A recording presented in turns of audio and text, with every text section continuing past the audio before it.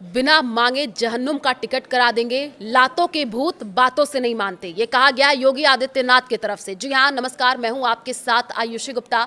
बरेली में जुमे पर आई लव मोहम्मद को लेकर के हुए बवाल पर सीएम योगी ने कहा कि अराजकता कतई स्वीकार नहीं है, बिना मांगे जहन्नुम का टिकट करवा देंगे, लातों के भूत बातों से नहीं मानते।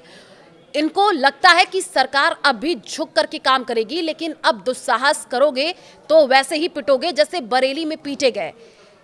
तो इन मूर्खों को पता नहीं कि आस्था को प्यार नहीं सम्मान दिया जाता है, ये कहा गया योगी आदित्यनाथ की तरफ से। जिन बच्चों के हाथों में कलम होनी चाहिए, उनके हाथों में आई लव मोहम्मद का पोस्टर दे करके अराजकता फैला रहे हैं। उनकी जिंदगी तो बर्बाद है ही, उन बच्चों को भी बर्बाद कर रहे हैं। सीएम ने बलरामपुर में रविवार को ये तमाम तरीके की बड़ी बातें कही हैं।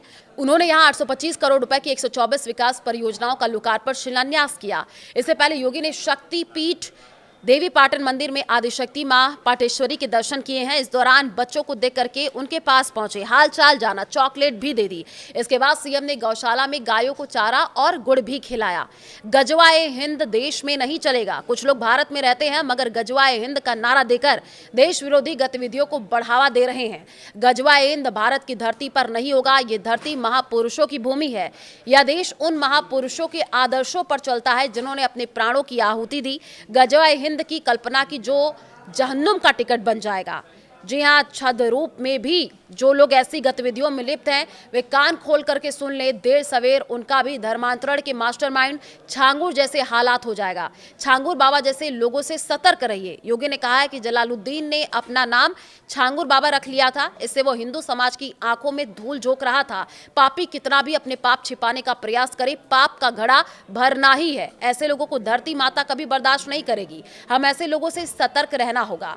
तो बरेली बवाल पर कहा अराजकता फैलाने की कीमत चुकानी होगी। एक तरफ विकास लगातार हो रहा है, दूसरी तरफ कुछ ऐसे तत्व हैं जो विकास में बाधा डाल रहे हैं। वे त्योहारों में व्यवधान उत्पन्न करना चाहते हैं और अराजकता को अपना जन्मसिद्ध अधिकार मानते हैं। मैं उन्हें चेतावनी देता हूं कि अगर आप विकास में बाधा बनेंगे तो मान करके चलिए, यही विकास सबसे पहले आपके विनाश का कारण बनेगा। पिछले 8 साल में कुछ नहीं कर पाए, अब नए तौर तरीके अपना रहे हैं। जितना सोचते हैं उसकी तुलना में हमारी तैयारी ज्यादा है। अगर त्योहारों में व्यवधान उत्पन्न करने का प्रयास किया गया तो उसकी कीमत चुकानी पड़ेगी। ये उनकी आने वाली पीढ़ियां भी याद रखेंगी।